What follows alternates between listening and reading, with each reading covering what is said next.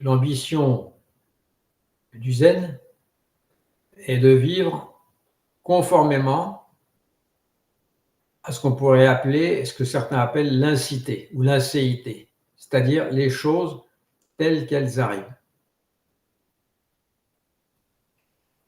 On exprime jour après jour, ou moment après moment, les choses telles qu'elles sont, sans vouloir les changer.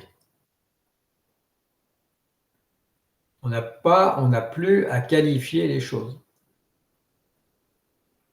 De la même façon que la médecine naturelle vise à laisser la nature s'exprimer par le corps et l'esprit sans la polluer, sans intervenir avec des considérations intellectuelles ou médicales.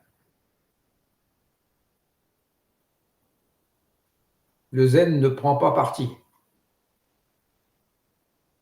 Et ce qui est révolutionnaire dans le zen, en tout cas du point de vue des conventions, c'est justement qu'il ne prend pas parti.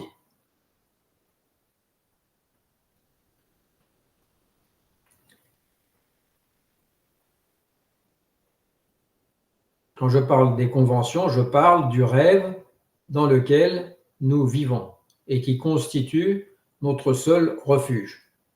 Notre seul refuge, c'est le rêve.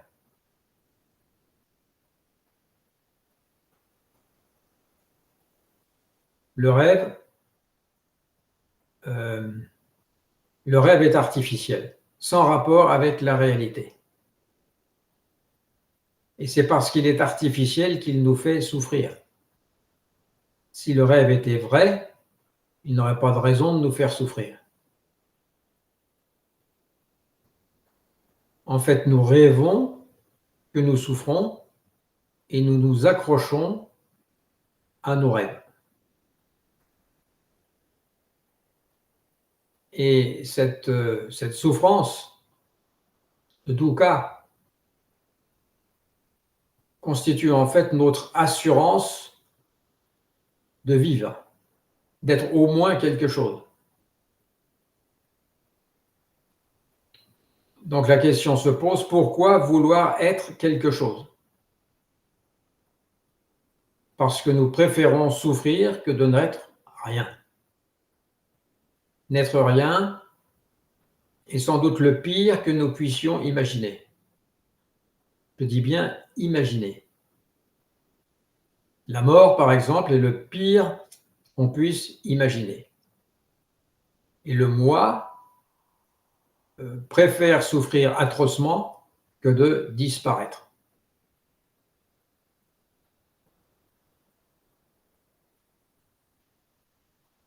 Donc on n'a rien à attendre du zen, si ce n'est de nous sortir du rêve. Le nirvana n'est pas quelque chose, mais une absence de quelque chose, une absence de rêve, une absence de quelque chose qui existerait en soi. On pourrait dire que le samsara, l'étage du dessous, ce serait la forme, et que le nirvana, l'étage du dessus, ce serait le vide. Et donc on a shunyata, la coexistence du vide et de la forme. Parce qu'en réalité, le nirvana n'est pas séparé du samsara. Le nirvana, c'est simplement le samsara perçu différemment.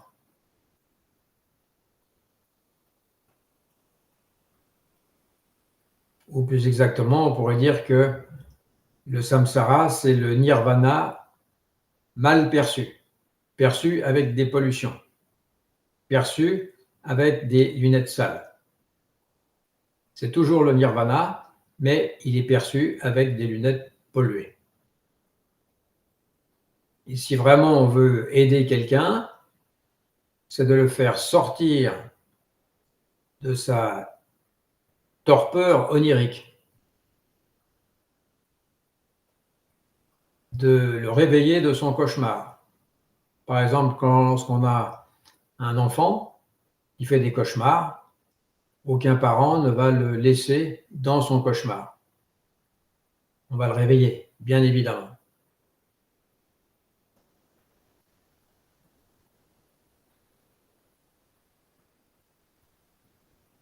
Et on le réveille comme on peut. Dans les temples zen, on réveille les pratiquants soit par un kai, c'est-à-dire un cri poussé au moment le plus inattendu, soit par un grand coup de kyosaku, soit par quelque chose d'inattendu comme un koan, qui a le même effet. C'est-à-dire de faire passer l'étudiant du sommet du samsara, c'est-à-dire, si on reprend les 6 lokas du royaume des dieux, si on veut, au royaume de Bouddha. On passe d'un monde à l'autre. Et pour passer d'un monde à l'autre, qui ne sont séparés que par l'épaisseur d'un cheveu, il faut un grand coup de kyosaku. Justement, on parlait du kyosaku hier, non pas hier, mais la dernière fois, avec Célia. Et pour en dire 2 mots, on peut dire que son rôle a évolué dans l'histoire de la même façon que le bouddhisme a évolué dans l'histoire. Le bouddhisme est devenu de plus en plus subtil, notamment avec le zen. Et de la même façon, l'utilisation du kyosaku est devenue de plus en plus subtile. Il est apparu, ce kyosaku, il est apparu avec le bouddhisme, en fait, dans les monastères chinois du VIe siècle ou 7e siècle.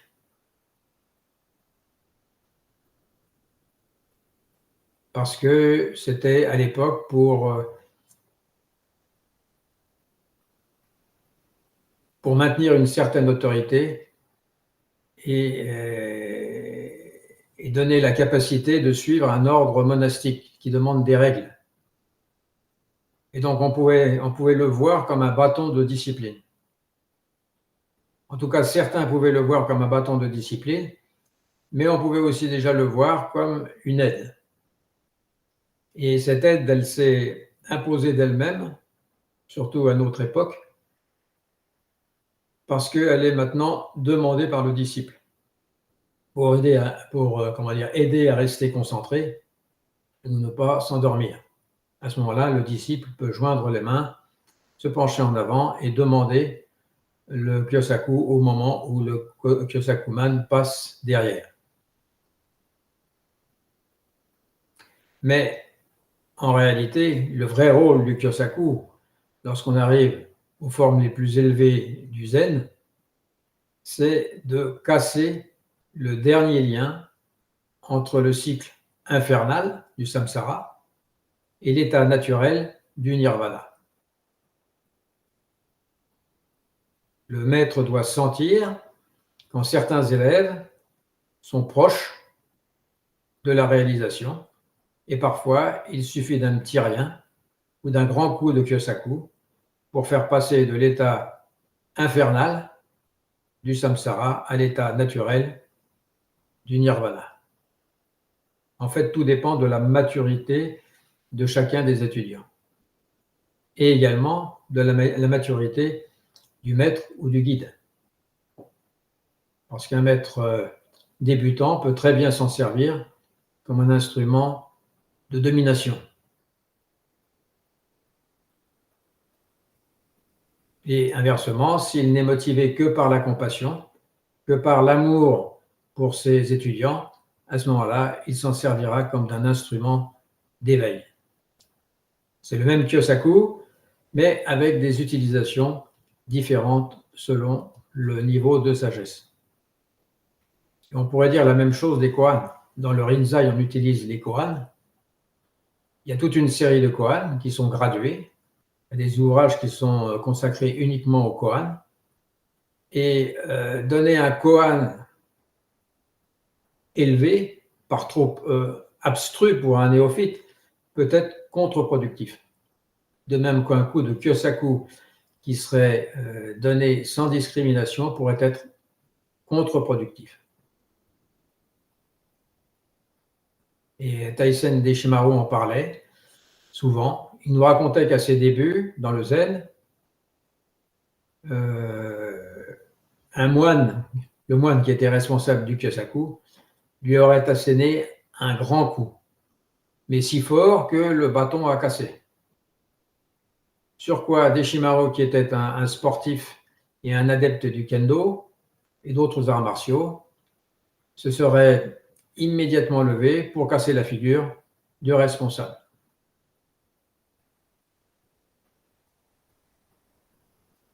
Je pense qu'on doit pouvoir retrouver l'anecdote dans l'un de ses livres et je me demande si ce n'est pas dans l'autobiographie d'un moine zen. À voir.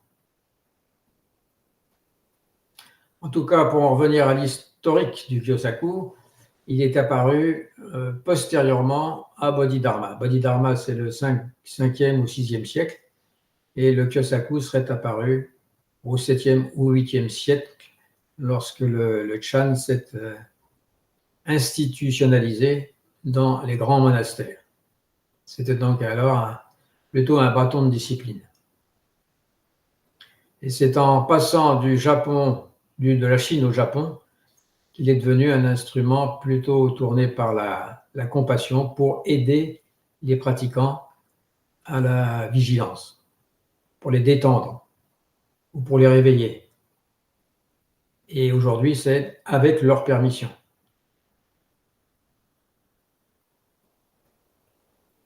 Le Kyosaku, c'est quelque chose pour briser les schémas mentaux.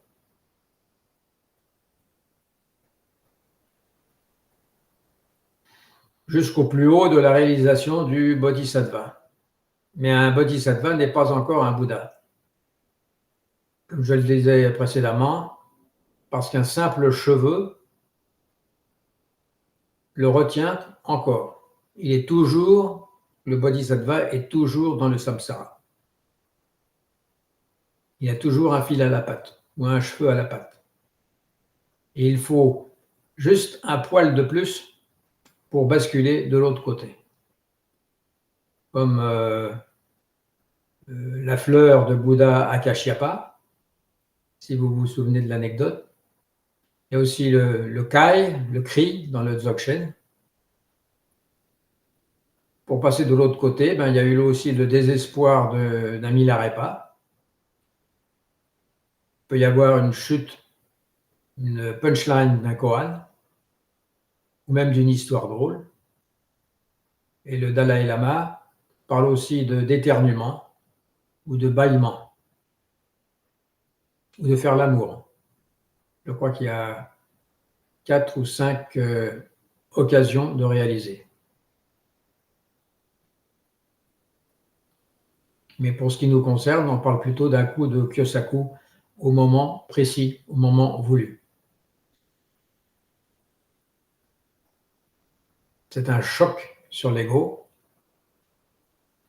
C'est un choc énorme pour l'ego.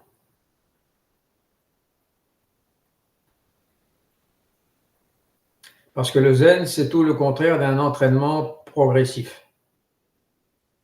Et l'entraînement progressif, on l'a déjà vu, n'a pas d'autre conséquence que de fortifier le moi.